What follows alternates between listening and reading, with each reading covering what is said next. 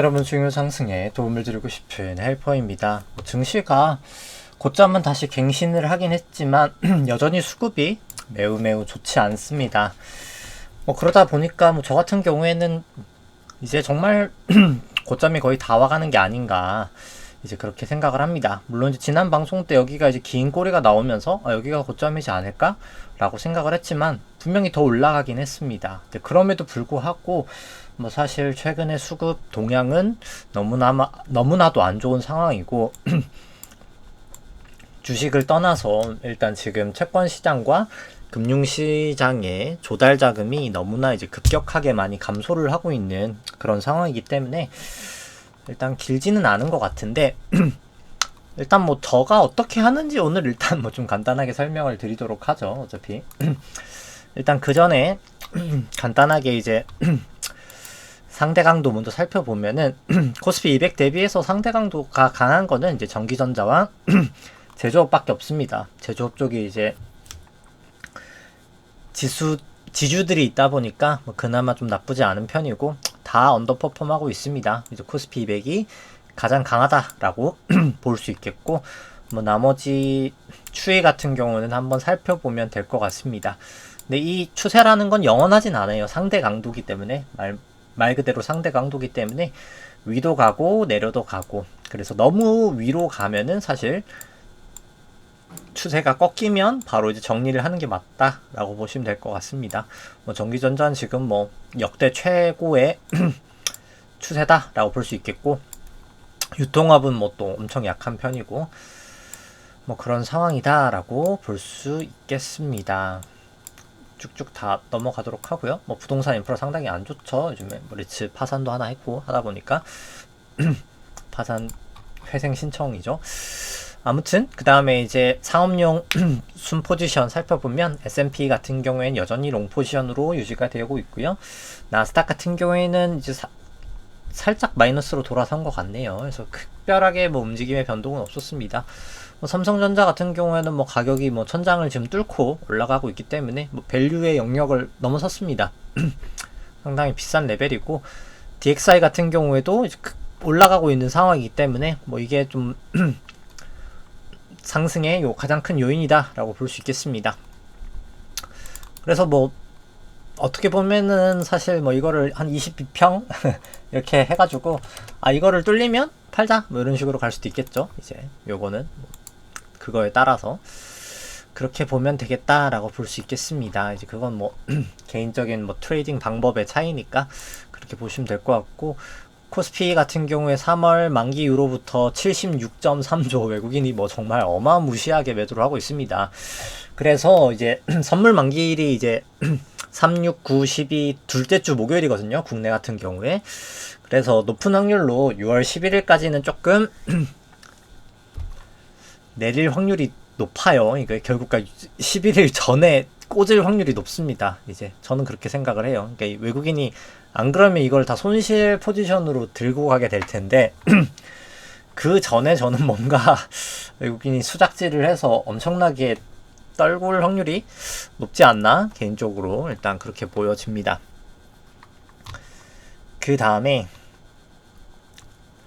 현물 같은 경우에 연초로 살펴보면 이건 현물이긴 하죠. 현물이 요 정도고 선물 같은 경우에는 하긴 크진 않네요. 그러니까 사실 11일 이후가 오히려 더 안 좋을 수 있겠네요. 제가 말을 반대로 했네요. 요건 현물이고 선물 같은 경우에 누적적으로 사실 숏 포지션이긴 한데 한 4조 정도니까 사실 11일 이후에 오히려 떨어뜨릴 확률이 더 높지 않을까. 그러니까 지금은 오히려 선물을 매도를 많이 쳤다기보다는 현물 자체를 팔고 있어가지고 오히려 11일 이후가 사실 더 안 좋은 모습이지 않을까 싶고 연초 이후로부터는 한 109조 정도를 매도를 했습니다. 어마무시한 상황이고 선물 같은 경우에 한 18조 정도. 근데 선물은 누적은 아니니까 사실 지금 살아있는 건 아마 한 4조 정도 가량 되겠다 라고 볼 수 있겠습니다. 외국인 이탈도는 심각한 수준이다 라고 볼 수 있겠고 코스닥 같은 경우는 참고 삼아 보시면 될 것 같습니다. 오히려 외국인이 최근에는 살짝 들어오고 있긴 해요. 금액은 크진 않지만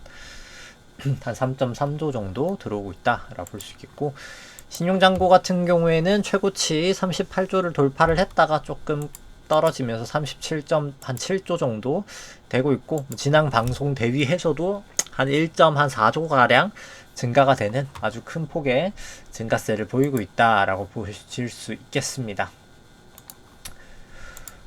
그리고 뭐 지난 방송에도 얘기를 했었지만 지금 사실 신용 창출의 말미이기 때문에 이런 현상이 나타나게 됩니다. 지금 금융시장에 조달금리가 상당히 올라가고 있는데, 조달금리라고 하면은 사실 은행의 CD 금리가 가장 사실 보기에 좋은 금리라고 볼 수 있는데, 이게 3.1대에서 계속 좀 유지가 되다가 26일부터 해서 스물스물 올라가고 있습니다. 2.84, 2.87. 이게 몇 bp가 되게 큰 거거든요.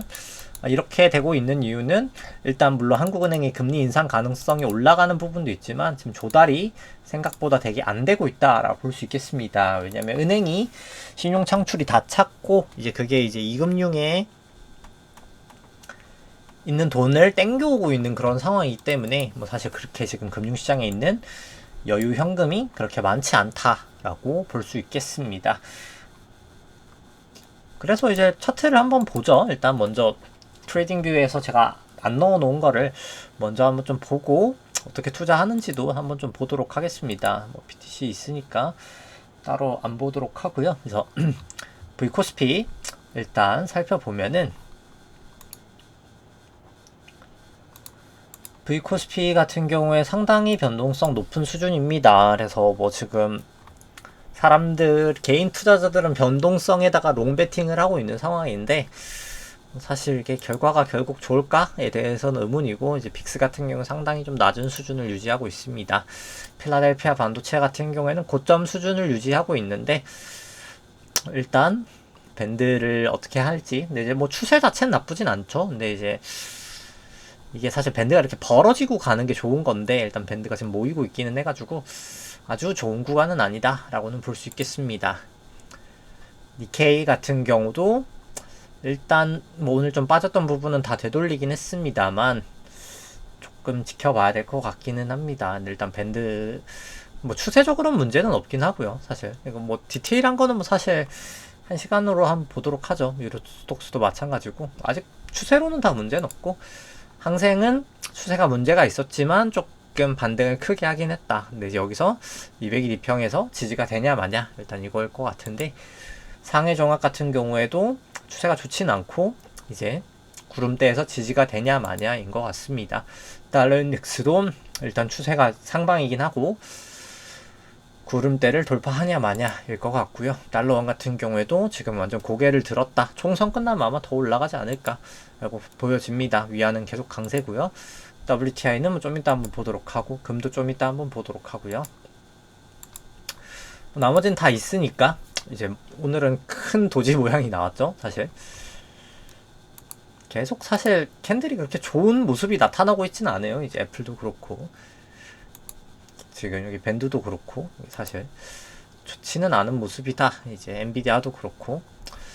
그래서 뭐 트레이딩 뷰로 한번 보죠. 그래서 국내 쪽 살펴보면 뭐 일봉상으로는 문제는 없어요. 사실 일봉상으로는 문제는 없습니다. 뭐 속도로나 보나 뭐 추세로 보나 문제는 없는데, 이제 문제는 사실 이게 볼린저 밴드 두 개를 다 다였어요. 이게 극단을 보는 볼린저랑 20-2 볼린저랑 둘 다 다였기 때문에 이게 이렇게 일봉상 상단을 찍는 경우가 정말 드물거든요. 이 양쪽 다를 찍는 경우가. 일단 어제 일단 찍었다 뭐 이렇게 보실 수는 있겠고, 근데 이제 저 같은 경우에 트레이딩을 한다라고 치면 어차피 한시반 봉을 보고 트레이딩을 합니다. 그래서 지금 같은 경우에는 TSR 같은 경우가 하방이기 때문에 들어가지 않았을 겁니다. 저라면 여기서 이 마이너스 꽂히는 TSR이 마이너스가 되는 그런 확정봉을 보고 매도를 했을 거고, 굳이 지금 같은 경우에는 들어가지 않는다라고 볼 수 있겠습니다. 결국 지금 기준선 위니까 추세는 살아있지만 속도가 죽었다는 거죠. 굳이 두 개가 동시에 충족되기 전에는 진입을 굳이 하지 않는다라고 볼 수 있겠죠. 근데 일봉상으로는 긴 시계열로 본다라고 쳤을 때는 아직은 뭐 냅둬도 된다 뭐 이런 느낌이겠죠. 그러니까 여기서 다시 사서 냅둬도 된다.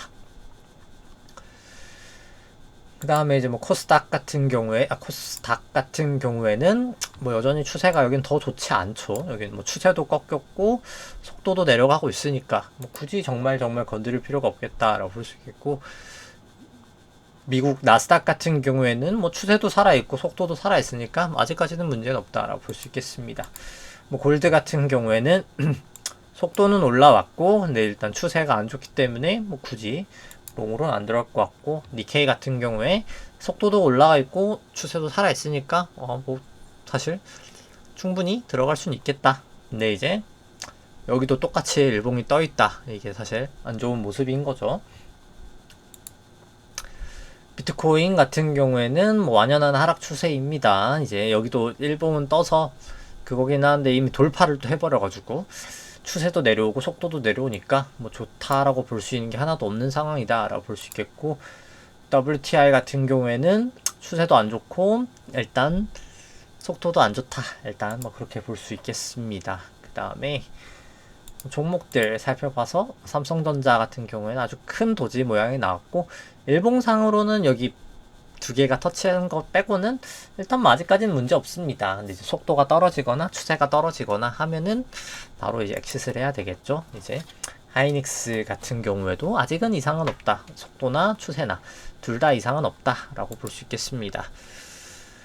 현대차 같은 경우에도 속도나 추세 아직까지는 이상은 없어요. 이제 아직까지는 없다라고 볼 수 있겠고, 애플 같은 경우에 이제 속도가 꺾였다라고 볼 수 있겠습니다. 이제 좋지 않은 모습이죠.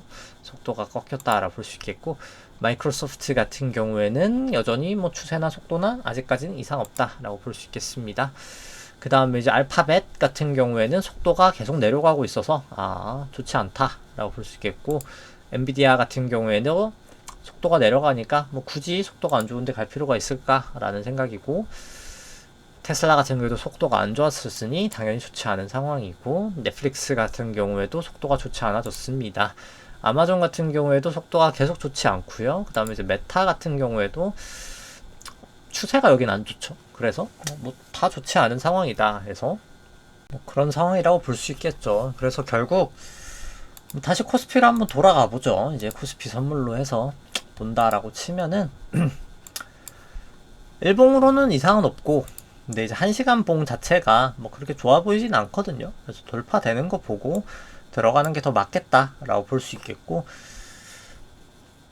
일단 밴드가 모이고 있으니까 어찌됐든 간에 목요일날 돌아오면은 이제 내일 공휴일도 있기 때문에 변동성이 커질 겁니다. 그래서 미국장이 중요할 텐데, 미국 같은 경우에는 아직까지는 살아있기는 한데 일단 미국의 모습을 봐야 되고, 저 같은 경우에는 개인적으로 뭐 조금 시간이나 여유가 있으면 1시간 봉을 가장 추천드리고요. 그 다음에 이제 조금 난 느리게 하고 아직까지는 그냥 천천히 그냥 한다라고 했을 때는 일봉 정도로 보시면 되겠고, 뭐 조금 더 느리게 한다고, 조금 더 빠르게 한다고 하면 4시간 봉도 괜찮긴 하다라고 볼 수 있겠습니다.